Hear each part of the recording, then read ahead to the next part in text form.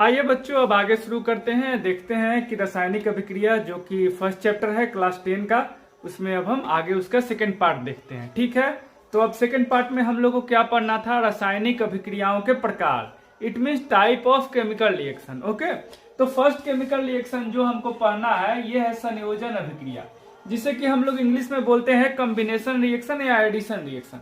जैसा कि नाम से ही स्पष्ट है, ये वैसी अभिक्रियाएं होंगी जिनमें जितने भी अभिकर्मक या अभिकारक होंगे वो आपस में संयोग करके एक उत्पाद का निर्माण करेंगे। तो इस आधार पे हम कॉम्बिनेशन रिएक्शन अर्थात संयोजन अभिक्रिया को कैसे परिभाषित कर सकते हैं कि जब दो या दो से अधिक अभिकारक आपस में संयोग कर एकल उत्पाद का निर्माण करते हैं उसे हम संयोजन अभिक्रिया कहते हैं। या फिर दूसरे शब्दों में हम इसको परिभाषित करना चाहें तो कैसे परिभाषित कर सकते हैं कि जिस अभिक्रिया में दो या दो से अधिक अभिकारक एक उत्पाद का निर्माण करते हैं उसे संयोजन अभिक्रिया कहते हैं। ठीक है, अब आइए इसका उदाहरण हम लोग देख लेते हैं। इसका पहला उदाहरण है बुझे हुए चूने का निर्माण। फर्स्ट एग्जाम्पल में क्या आ जाएगा? संयोजन अभिक्रिया का बुझे हुए चूने का निर्माण। तो यहां हम लोग को समझना है कुछ बात, वो समझना होगा क्या कि बुझा हुआ चूना। कैसा चूना बोल रहा है? बुझा हुआ चूना। तो उसके लिए पहले हमको ये जानना होगा कि चूना क्या होता है। आइए देख लेते हैं। जहां भी हम कहेंगे चूना तो आपको क्या समझना है? Calcium oxide. कैल्शियम ऑक्साइड ये क्या हो गया? चूना का रासायनिक सूत्र। और उसके बाद एक शब्द आता है कली चूना। क्या आता है? कली चूना। क्या आता है बच्चों? कली चूना। तो कहीं भी अगर कली चूना भी कहा जाए तो आपको क्या समझना है? Calcium oxide. ठीक है, और यहाँ पे जो हम लोग एग्जाम्पल देख रहे हैं, ये एग्जाम्पल कैसा है बच्चों? ये एग्जाम्पल है बुझे हुए चूने का निर्माण। तो बुझे हुए चूने का निर्माण कैसे होगा? बहुत सिंपल है। आप लोग को मालूम हुआ घर पे हम लोग दिवाली के दिनों में क्या करते हैं? चूने से पुताई करते हैं। तो उसमें हम लोग करते हैं क्या? चूना मार्केट से खरीद के लाते हैं और उसको पानी में घोल देते हैं। ठीक है, तो चूना को पानी में घोलने के बाद जो बनता है उसी को तो हम लोग बोलते हैं क्या? बुझा हुआ चूना। क्योंकि चूना क्या है? कैल्शियम ऑक्साइड, और पानी क्या है? Die hydrogen oxide, H2O, water. तो जब हम चूने को H2O के साथ रिएक्ट कराएंगे तो यहाँ दो अभिकारक है और ये आपस में संयोग करके एक उत्पाद बनाते हैं कैल्शियम हाइड्रोक्साइड। और उसी कैल्शियम हाइड्रोक्साइड को हम लोग क्या बोलते हैं बच्चों? बोलिए। इसी कैल्शियम हाइड्रोक्साइड को हम लोग बोलते हैं बुझा हुआ चूना। इसी को हम लोग क्या बोलते हैं? बुझा हुआ चूना। और इंग्लिश में इसी को हम लोग बोलते हैं स्लेक्ड लाइम। क्या बोलते हैं? Slaked lime. क्यों स्लेक्ड लाइम बोलते हैं? क्योंकि चूना का इंग्लिश ही होता है लाइम। चूना का इंग्लिश क्या होता है बच्चों? लाइम। चूना का इंग्लिश होता है लाइम, और इसका जो फॉर्मूला होता है ये क्या होता है? Calcium oxide. क्लियर है? आ गया समझ में? अब देखिए एक और छोटी सी बात है, वो भी मैं यहीं पे आपको बता देता हूं। इस पूरे रिएक्शन में क्या हुआ है? उष्मा निकला है।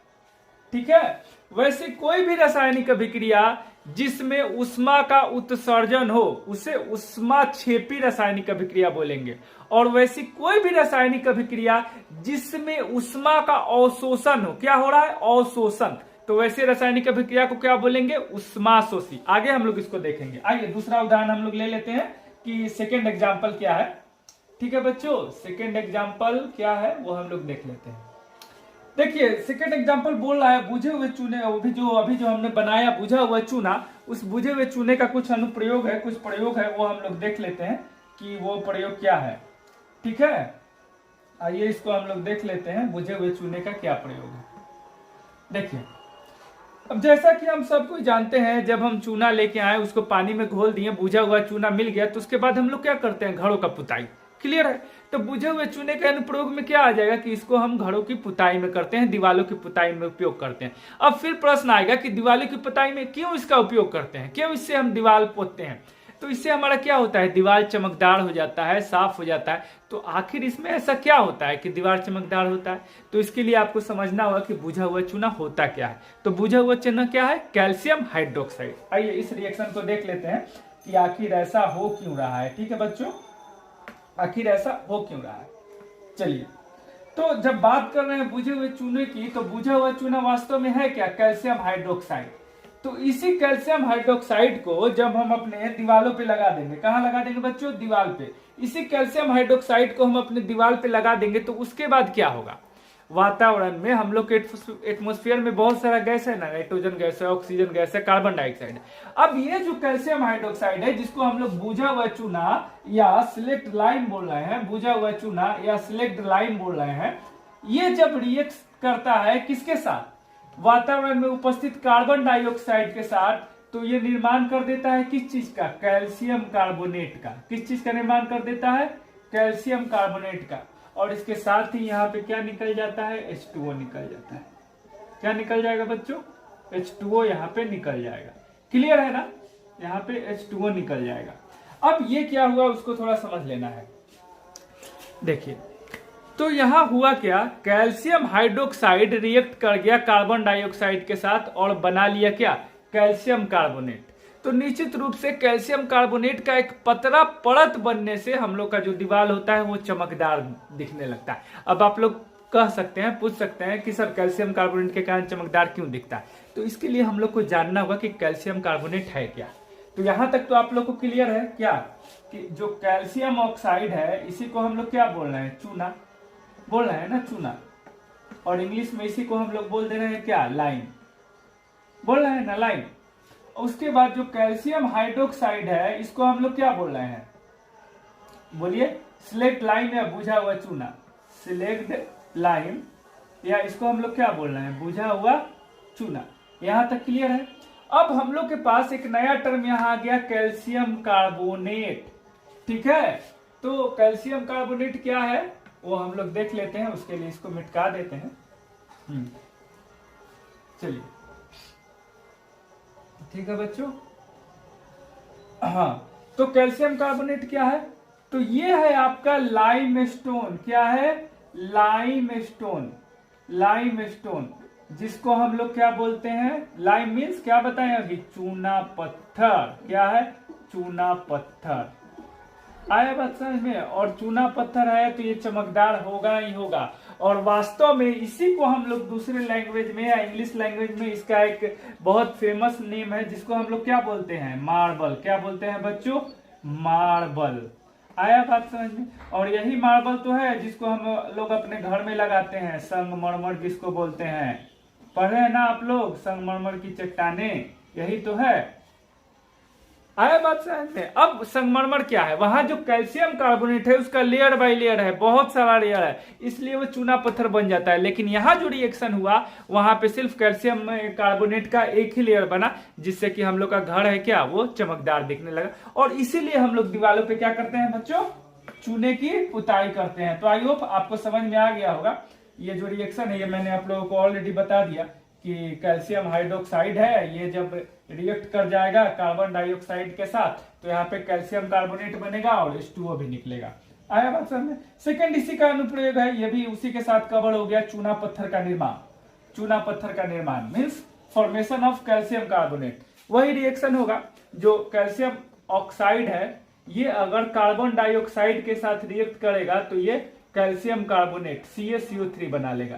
क्लियर है ना बच्चों यहाँ पे। और यहाँ कैल्शियम ऑक्साइड ना होके अगर यहाँ पे कैल्शियम हाइड्रोक्साइड हो और कार्बन डाइऑक्साइड के साथ रिएक्ट करे तो क्या होगा, सेम प्रोडक्ट बनेगा CaCO3, लेकिन यहाँ पे H2O भी निकलेगा। H2O क्यों निकलेगा बच्चों यहाँ पे, क्योंकि यहाँ पे कैल्शियम हाइड्रोक्साइड है। ये रिएक्शन में क्या है, बुझा हुआ चूना, और ये रिएक्शन में क्या है, कली चूना। यहाँ पे देखिए, यहाँ पे ये नहीं होगा बच्चों, यहाँ पे क्या हो जाएगा, इसको इरेज कर देते हैं।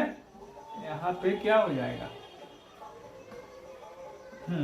यहाँ पे CO2 के साथ रिएक्ट करके ये क्या बनाएगा, CaCO3। क्लियर है।